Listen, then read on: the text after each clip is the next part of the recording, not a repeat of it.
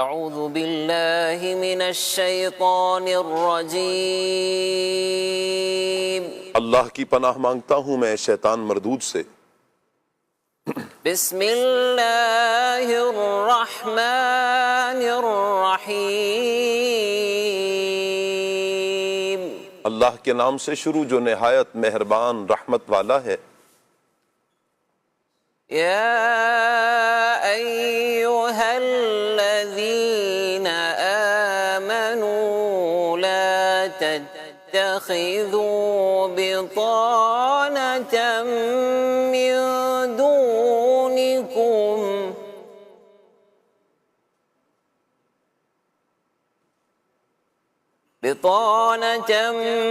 من دونکم لا يألونكم خبالا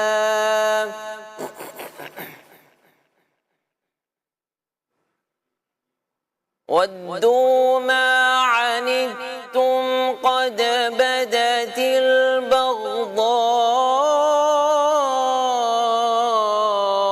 مِنْ أَفْوَاهِهِمْ وَمَا تُخْفِي صُدُورُهُمْ أَكْبَرُ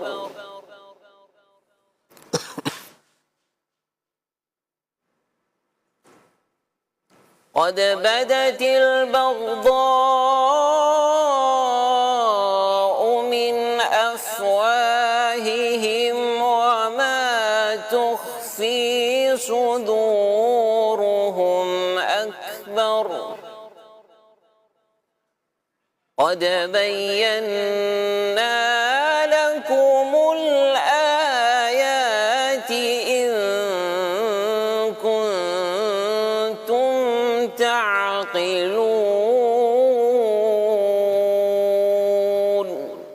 آسان ترجمہ قرآن کنز العرفان۔ اے ایمان والو، غیروں کو رازدار نہ بناؤ، وہ تمہاری برائی میں کمی نہیں کریں گے، وہ تو چاہتے ہیں کہ تم مشقت میں پڑ جاؤ، بے شک ان کا بغض تو ان کے منہ سے ظاہر ہو چکا ہے، اور جو ان کے دلوں میں چھپا ہوا ہے وہ اس سے بھی بڑھ کر ہے۔ بے شک ہم نے تمہارے لیے کھول کر آیتیں بیان کر دیں اگر تم عقل رکھتے ہو۔ تفسیر صراط الجنان میں کہ بعض مسلمان اپنے قرابت دار اور رشتہ دار جو غیر مسلم تھے، یہودی تھے، ان سے قرابت یا پڑوسی ہونے کی بنا پر دوستی اور میل جول رکھا کرتے تھے۔ ان کے اس تعلق پر یہ آیت کریمہ نازل ہوتی ہے۔ اس آیت سے معلوم ہوتا ہے کہ کفار سے دوستانہ تعلق، دلی محبت اور اخلاص یہ حرام ہے، اور انہیں اپنا رازدار بنانا بھی جائز نہیں ہے۔ اور تجربات سے یہ بھی ثابت ہے کہ کفار مسلمانوں کو نقصان پہنچانے میں کمی نہیں کرتے۔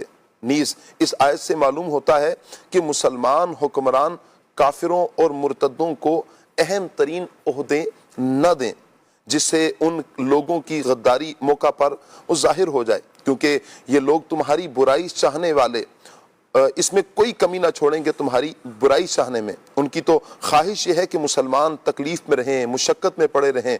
نیز ان کی دشمنی ان کے الفاظ اور کردار سے ظاہر ہے، جو وقتاً فوقتاً سامنے آتی ہے۔ جب زبانی دشمنی بھی سامنے آتی رہتی ہے تو جو دشمنی اور مسلمانوں سے بغض و عداوت ان کے دلوں میں ہوگی وہ کس قدر زیادہ ہوگی۔ یقیناً ان کے دلوں میں موجود دشمنی ظاہری دشمنی سے بڑھ کر ہے، لہٰذا اے مسلمانوں ان سے دوستی نہ کرو۔